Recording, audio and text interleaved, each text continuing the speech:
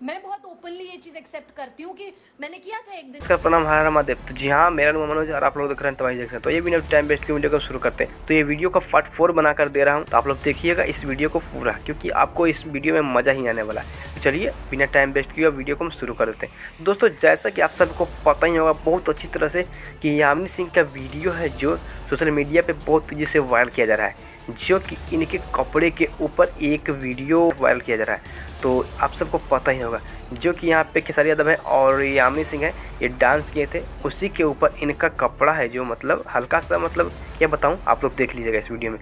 तो यही कारण है ना, सोशल मीडिया पे बहुत तेज़ी से वायरल किया जा रहा है, जो कि इसके ऊपर बहुत ही गलत कमेंट किया जा रहा है और आप सबको अच्छी तरह से इस बातें को पता ही होगा।